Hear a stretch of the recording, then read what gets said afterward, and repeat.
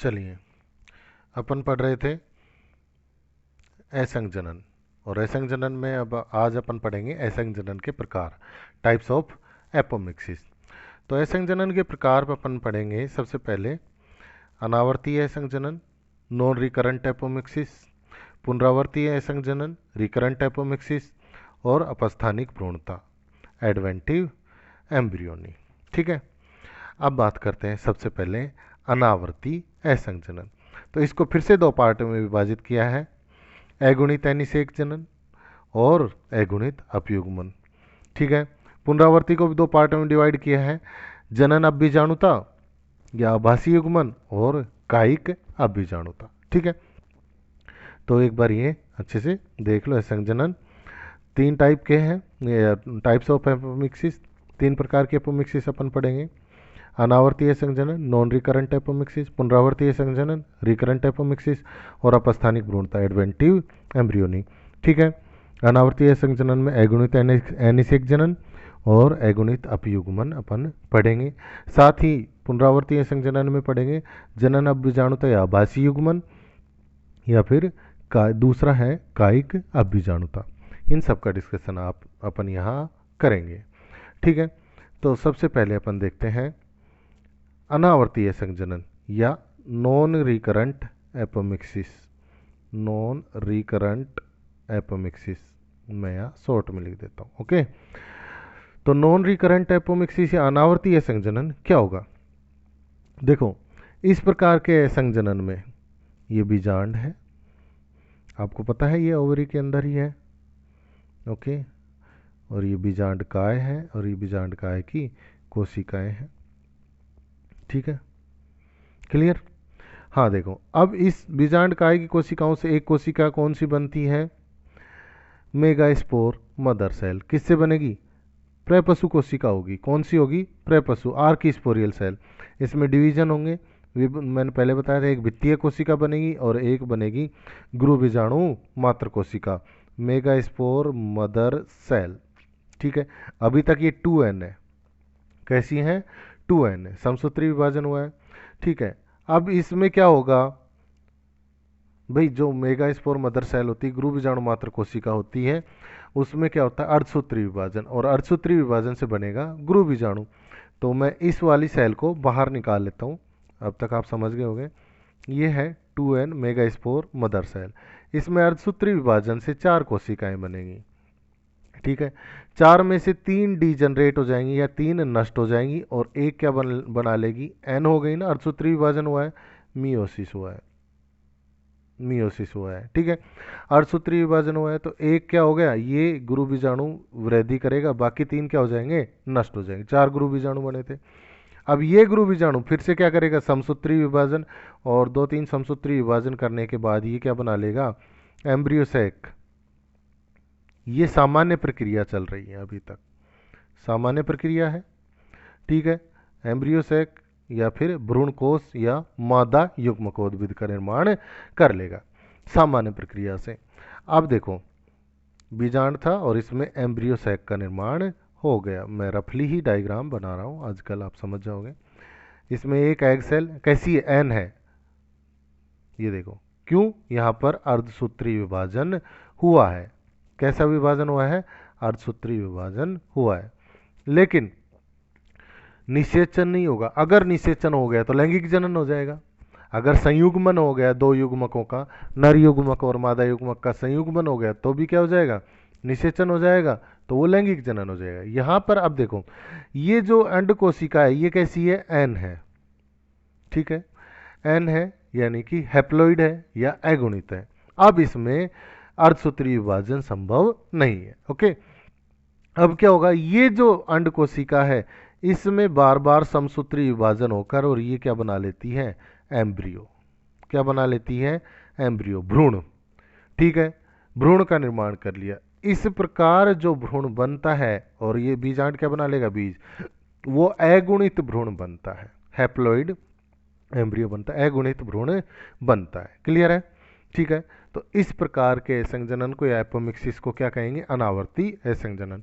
इस प्रकार की एपोमिक्सिस में या असंजनन में अगुणित भ्रूण का निर्माण होता है। ठीक है। अब ये दो तरीके का है। सबसे पहला है हैप्लॉइड पार्थेनोजेनेसिस। पहला क्या है? हैप्लॉइड पार्थेनोजेनेसिस, अगुणित अनिषेक जनन। तो देखो अगुणित अनिषेक जनन में क्या होगा, ये देखो बीजांड है और बीजांड में क्या है?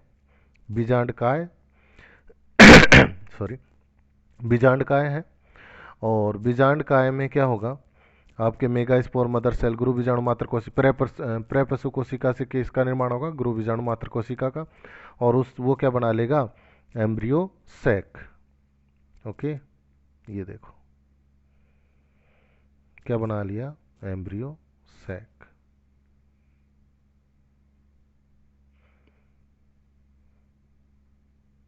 ओके, अब ये जो एम्ब्रियो सैक बनाया है ये कैसा है? अगुणित है, क्योंकि किससे बना है? मियोसिस से बना है। तो मियोसिस से बना है अगुणित एम्ब्रियो सैक, और ये एग सेल है जो एन है। ठीक है, तो ये जो एग सेल है ये क्या बनाएगी? एम्ब्रियो बना लेगी। क्या बनाएगी? एम्ब्रियो। अब यही अपन ने पढ़ा था। ठीक है, एम्ब्रियो अगुणित है। एग क्या है? अगुणित। निषेचन नहीं हो रहा तो अनिषेक, और इससे जनन होगा तो अनिषेक जनन, यानी कि बीज का निर्माण हो जाएगा। यानी कि बिना निषेचन के अगुणित बीज का निर्माण, अगुणित भ्रूण का निर्माण होगा। और उस बीज में कैसा भ्रूण होगा? अगुणित होगा जो बीज बनेगा उसमें। ठीक है, अच्छा। अब एक, लेकिन यहां पर एक प्रक्रिया और होती है। यहां पर पराग नलिका आती है, पराग नलिका आती है और एम्ब्रियो सैक तक आती है, और इसमें नरयुग्मक एग के अंदर एंटर भी करता है, लेकिन वो मादा युग्मक से संलयन नहीं करता है। संलयन कर लेगा तो ये जो एग सेल है ये जाइगोट बन जाएगा, 2n हो जाएगा, तो निषेचन हो जाएगा ना। मादा युग्मक नर युग्मक से संलयन नहीं करता है। नर युग्मक मादा या अंड कोशिका में एंटर तो करता है, अंदर प्रवेश तो करता है, लेकिन वो मादा युग्मक से संलयन नहीं करता है। बस इसको क्या चाहिए? उद्दीपन। क्या चाहिए? उद्दीपन। जो ये पराग नलिका आई है, पोलन ट्यूब, ये क्या करती है? उद्दीपन देती है। उद्दीपन देती है तो ये जो एग सेल है ये किस में परिवर्तित हो जाती है? एम्ब्रियो में। और यहाँ जो पोलर न्यूक्लियस है ये किस में परिवर्तित हो जाता है? एंडोस्पर्म, भ्रूणपोष। तो भ्रूणपोष के निर्माण के लिए उद्दीपन जरूरी है। भ्रूणपोष के निर्माण के लिए उद्दीपन जरूरी है। तो इस प्रकार के एपोमिक्सिस को बोलते हैं अगुणित अनिषेक जनन या हैप्लॉइड पार्थेनोजेनेसिस। अनिषेक जनन बिना निषेचन के भ्रूण का निर्माण हो रहा है। क्लियर है? ठीक है। उसके बाद अगला आपके है इसी में अनावर्तीय संजनन में अगुणित अपयुग्मन। देखो अपयुग्मन मैं आपको पहले भी बता चुका हूं। जब जो गुरु बीजाणु मात्र कोशिका है उसके अतिरिक्त बीजांड काय की किसी अन्य कोशिका से क्या हो? भ्रूण कोष का निर्माण हो या भ्रूण का निर्माण हो, पहली बात। दूसरी बात, अपयुग्मन में क्या आएगा? मान लो गुरु बीजाणु मात्र कोशिका से भ्रूण कोष या कहें मादा युग्मकोद्भिद का निर्माण हो गया, लेकिन अंड कोशिका के अतिरिक्त किसी अन्य कोशिका से भ्रूण का निर्माण हो जाए, तो ऐसी सिचुएशन में या ऐसे असंजनन को कहेंगे अगुणित अपयुग्मन। तो इसको देखते हैं अपन अगुणित अपयुग्मन को। बीजांड है, ठीक है, न्यूसेलस है, और न्यूसेलस में क्या है? गुरु बीजाणु मात्र कोशिका है, तो अगुणित है, तो इसका मतलब गुरु बीजाणु मात्र कोशिका में क्या होगा? अर्धसूत्री विभाजन। मैं बार बार यहाँ पर बना के नहीं बताऊंगा। और उस अर्धसूत्री विभाजन से क्या बनेगा? भ्रूण कोष या भ्रूण कोष। ओके, या फिर कहें मादा युग्मकोद्भिद, एम्ब्रियो सैक। इस भ्रूण कोष में ये क्या है? Egg cell. ओके, अब देखो बिना निषेचन के क्या बनेगा? भ्रूण बनेगा। ये तो सिंपल सी बात है, तभी तो एपोमिक्सिस हो रहा है। ठीक है, अगर निषेचन से भ्रूण बनेगा तो इसको बोलते हैं एम्फीमिक्सिस। ओके, अपन पढ़ रहे हैं एपोमिक्सिस, तो यहाँ पर बिना निषेचन के भ्रूण बनेगा। अब देखो ये जो एग सेल है इसमें कोई परिवर्तन नहीं होता है। इसके अतिरिक्त ये सहायक कोशिकाएं साइड में दो, पीछे की ओर तरफ एंटीपोडियल कोशिका, यानी कि भ्रूण कोष की अंड कोशिका के अतिरिक्त किसी अन्य कोशिका से भ्रूण का निर्माण हो जाए तो उसको बोलते हैं अगुणित अपयुग्मन। क्लियर है? तो या तो सिनर्जिड की कोई कोशिका एम्ब्रियो बना लेगी, भ्रूण बना लेगी, या फिर एंटीपोडियल सेल की कोई कोशिका भ्रूण बना लेगी, एम्ब्रियो बना लेगी। ठीक है, और ये बीजांड किस में परिवर्तित हो जाएगा, बीज, और ये ओवेरी में होता है बीजांड, तो ओवेरी किस में, फ्रूट में। ठीक है, तो इस प्रकार के असंजनन को बोलते हैं अगुणित अपयुग्मन। क्लियर। ठीक है, ये तो हो गया आपके अनावर्ती असंजनन।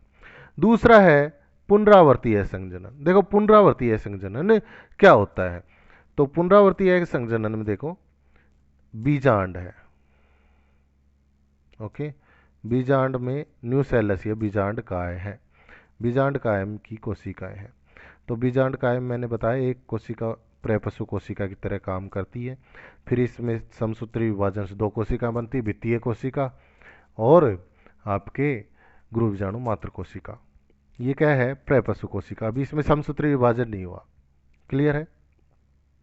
ठीक है, अब क्या होगा, इसमें बिना गुरु बीजाणु मात्र कोशिका बने ही इस प्रपशु कोशिका से क्या बन जाएगा, एम्ब्रियोसैक। तो प्रपशु कोशिका में से एम्ब्रियोसैक बनेगा, तो कैसा बनेगा, 2n। तो इसमें डिप्लॉइड एम्ब्रियोसैक या द्विगुणित भ्रूण कोश का निर्माण होता है। ठीक है, तो द्विगुणित भ्रूण कोश का निर्माण हो रहा है, एम्ब्रियोसैक का निर्माण हो रहा है, तो किससे हो रहा है, प्रपशु कोशिका से या फिर न्यूसेलस या बीजांड काय की किसी अन्य कोशिका से। ठीक है, या फिर आप चाहो तो ये मान लो सिनर्जिड की, सॉरी सिनर्जिड नहीं, अध्यावरण की कोई कोशिका हो, निभाग की कोई कोशिका हो, बीजांड काय की कोई भी कोशिका हो, या फिर प्रपशु कोशिका। इन सभी कोशिकाओं से समसूत्री विभाजन से भ्रूण कोश या एम्ब्रियोसैक या मादा युग्मकोद्भिद का निर्माण होता है। कैसे मादा युग्मकोद्भिद का, द्विगुणित का। जब वो द्विगुणित होगा तो ऑफ कोर्स उसमें अब हरसूत्री विभाजन नहीं हुआ तो निषेचन की जरूरत तो वैसे ही नहीं है। तो देखो जो द्विगुणित एम्ब्रियोसैक बनेगा, भ्रूण कोश का निर्माण हो जाएगा। इसकी जो एग सेल है वो भी कैसी है, द्विगुणित है। ये सभी जितनी भी कोशिकाएं इसमें बनेंगी कैसी बनेंगी, ये जो सेल है ये बनेगी 2n। कैसी बनेगी, 2n, द्विगुणित। ठीक है, तो ये जो द्विगुणित है, अब इस एग सेल से क्या बन जाएगा, इस ये जाइगोट की तरह वर्क करेगा और क्या बन जाएगा, एम्ब्रियो। क्लियर है, क्या बन जाएगा, एम्ब्रियो। तो अब देखो इस एग सेल के अतिरिक्त ये जो एंटीपोडियल सेल है ये भी द्विगुणित है, ये भी क्या बना सकती है, एम्ब्रियो। क्लियर है।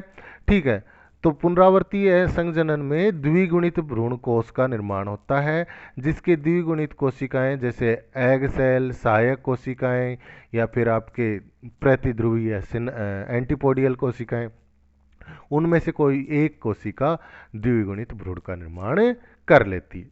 इस प्रकार के असंजनन को बोलते हैं पुनरावर्ती असंजनन।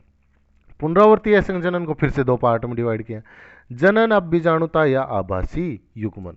देखो जनन अभिजाणुता या आभासी युग्मन क्या है। जनन अभिजाणुता में क्या होगा भाई, अब इसमें फिर से वही बात आ गई, आर्किस्पोरियल सेल है, ये बीजांड काय है और बीजांड काय में मान लो ये आर्किस्पोरियल या प्रपशु कोशिका है। ये प्रपशु कोशिका क्या करती है, कोई समसूत्री विभाजन करके दो कोशिकाएं नहीं बनाएगी। भाई सामान्य अगर भ्रूण कोश का निर्माण होगा तो प्रपशु कोशिका में समसूत्री विभाजन होगा, उसमें एक भित्तीय कोशिका बनेगी, दूसरी आपके गुरु बीजाणु मात्र कोशिका बनेगी, फिर गुरु बीजाणु मात्र कोशिका में अर्धसूत्री विभाजन होता है, फिर उसमें 4 गुरु बीजाणु में से 3 नष्ट हो जाते हैं, गुरु बीजाणु, और फिर वो बनाता है भ्रूण कोश सामान्य रूप से। लेकिन यहाँ क्या है, ये जो प्रपशु कोशिका है 2n, ये डायरेक्ट समसूत्री विभाजन करके क्या बना लेगी, भ्रूण कोश। और जब ये भ्रूण कोश बनाएगी तो ये देखो बीजांड में ये भ्रूण कोश बन गया, ये एग सेल ये भी क्या होगी, 2n, समसूत्री विभाजन से बना है। ठीक है, ठीक है, और ये एंटीपोडियल और सिनर्जिड भी क्या है, 2n। ओके, ये भ्रूण कोश बन गया। ओके, अब देखो या तो डायरेक्ट इसमें जो प्रपशु कोशिका है उससे एम्ब्रियो बन जाए, ठीक है, या फिर ये भ्रूण कोश बन के एम्ब्रियो बन जाए। क्लियर है, एम्ब्रियो बन गया।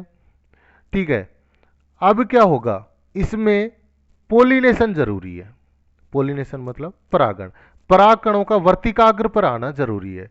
क्यों, क्योंकि परागकण वर्तिकाग्र पर आएंगे तो भ्रूणपोष एंडोस्पर्म का निर्माण हो जाएगा।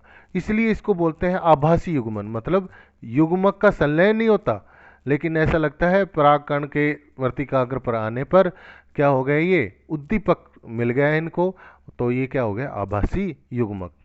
दूसरा क्या है, इसी में देखो प्रेपशु कोशिका है, ओके, ये डायरेक्ट क्या बना लेती है, एम्ब्रियो, भ्रूण क्या बना लेती है, एम्ब्रियो। कैसा बनेगा, 2n, ओके। तो इस प्रकार की अभिजाणु असंजनन को बोलते हैं जनन अभिजाणुता या आभासी युग्मन। दूसरा आपके है कायिक अभिजाणुता, दूसरा है कायिक अभिजाणुता।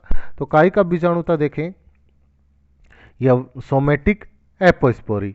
तो सोमेटिक एपोस्पोरी में क्या देखेंगे भाई, ये देखो बीजांड, सॉरी आपके बीजांड है, ओके, बीजांड में बीजांड काय है, ठीक है। बीजांड काय में कोई भी बीजांड काय की 2n कोशिका, जरूरी नहीं है प्रेपशु कोशिका, कोई भी बीजांड काय की 2n कोशिका क्या कर ले, एम्ब्रियो का निर्माण कर ले, भ्रूण का निर्माण कर ले डायरेक्ट, ठीक है। तो कोई भी कोशिका, तो इसको कहेंगे कायिक अभिजाणुता। अब इसमें देखो एक स्टेप और होता है, बीजांड है, कायिक अभिजाणुता में क्या होगा, बीजांड है और इसमें बीजांड काय है, और बीजांड काय प्रेपशु कोशिका है। इस प्रेपशु कोशिका में दो विभाजन होंगे, एक बनेगी मेगास्पोर मदर सेल और एक बनेगी भित्तीय कोशिका या पेराइटल सेल, ठीक है। अब जो मेगास्पोर मदर सेल है, अब देखो, या फिर गुरु बीजाणु मात्र कोशिका, इसमें क्या होगा, अर्धसूत्री विभाजन, और अर्धसूत्री विभाजन से सामान्य भ्रूणपोष बन जाएगा, या 4 गुरु बीजाणु बन जाएंगे। तो अर्धसूत्री विभाजन से जो 4 गुरु बीजाणु बन जाएंगे, ये देखो ये क्या बीजांड का है, इसमें 4 गुरु बीजाणु बन गए, फॉर एग्जाम्पल ये 4 गुरु बीजाणु बन गए। अब मान लो यहाँ पर बीजांड का है कि एक और 2n कोशिका है, ये क्या कर लेगा, डायरेक्ट क्या करेगा, इस एम्ब्रियो सैक बनाएगा 2n, और ये एम्ब्रियो सैक, ये जो 4 गुरु बीजाणु कोशिकाएं बनी है, ठीक है, या फिर इन 4 गुरु बीजाणु कोशिका में एक सक्रिय होकर मान लो एम्ब्रियो सैक बना लिया था, सामान्य एम्ब्रियो सैक बना था, उसको रिप्लेस कर देगा ये diploid embryo sac, haploid embryo sac जो है, या हैप्लॉइड जो आपके भ्रूणकोश है जो सामान्य तरीके से बना है, उसको क्या कर देगा, रिप्लेस कर देगा, संदलित कर देगा, और उसको रिप्लेस करने के बाद ये डिप्लॉइड एम्ब्रियो सैक इसकी जगह ले लेगा, और इसकी किसी भी कोशिका से क्या बन सकता है, 2n एम्ब्रियो, और बीजांड किस में परिवर्तित हो जाएगा, आपके बीज में। तो इस प्रकार के संयोजन, भाई निषेचन हो रहा है, नहीं हो रहा, ठीक है, सामान्य भ्रूणकोश बना भी था उसको भी रिप्लेस कर दिया, ठीक है। तो इस प्रकार के संयोजन को कहेंगे कायिक अभिजाणुता। लास्ट आपके हैं अपस्थानिक भ्रूणता। क्या है, अपस्थानिक भ्रूणता। तो अपस्थानिक भ्रूणता क्या होगा, देखो ये देखो, इसमें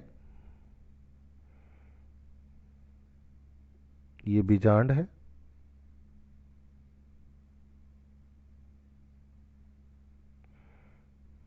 ठीक है, और ये क्या है, न्यूसेलस। एडवेंटिव एम्ब्रियोनी भी इसको कहेंगे, या फिर आपके कहें तो बीजांड है। तो इसमें ये देखो, ये अध्यावरण है, इसमें क्या होगा, ये जो अध्यावरण है, अध्यावरण की कोई कोशिका, या निभाग की कोई कोशिका, या फिर बीजांड काय की कोई भी कोशिका, ठीक है। अपस्थानिक भ्रूणता में क्या होगा, अध्यावरण की कोई कोशिका, निभाग की कोई कोशिका, या बीजांड काय की कोई भी कोशिका भ्रूण का निर्माण कर लेती है। इसमें प्रेपशु कोशिका या फिर मेगास्पोर मदर सेल का कोई रोल नहीं होता है। बीजांड काय के अतिरिक्त अध्यावरण या निभाग की कोई कोशिका क्या कर सकती है, डायरेक्ट भ्रूण का निर्माण कर लेती है। तो इसे कहेंगे अपस्थानिक भ्रूणता, ठीक है। और इसी के साथ आपका असंजनन या एपोमिक्सिस समाप्त हुआ, ठीक है। एक बार रिपीट करता हूँ, असंजनन या टाइप्स ऑफ एपोमिक्सिस, ठीक है, अनावर्ती असंजनन, पुनरावर्ती असंजनन और अपस्थानिक भ्रूणता। देखो इनमें अंतर क्या है, अपस्थानिक भ्रूणता में तो बीजांड प्रेपशु कोशिका के अतिरिक्त, उसको तो हटा ही दो, बीजांड काय की कोई भी कोशिका, या फिर अध्यावरण की कोई भी कोशिका, या फिर निभाग छोर की कोई भी कोशिका भ्रूण का निर्माण करती है, ठीक है। दूसरा, पुनरावर्ती असंजनन में द्विगुणित भ्रूण कोश का निर्माण होता है। इसमें कोई एम्ब्रियो सैक फॉर्मेशन, भ्रूण कोश नहीं बनता है, एम्ब्रियो सैक नहीं बनता है, भ्रूण कोश नहीं बनता है। किसमें? अपस्थानिक भ्रूणता में। लेकिन पुनरावर्तीय असंजनन में द्विगुणित भ्रूण कोश का निर्माण होता है। ये दो तरीके की, जनन अपबीजाणुता और कायिक अपबीजाणुता। अनावर्तीय असंजनन में अगुणित भ्रूण कोश का निर्माण होता है और उस अगुणित भ्रूण कोश में जो अगुणित अंड कोशिका है उससे अगुणित भ्रूण का निर्माण होता है।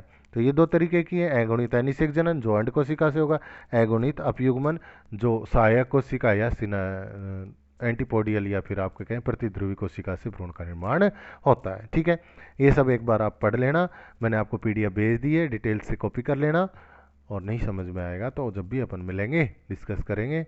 बहुत बहुत धन्यवाद।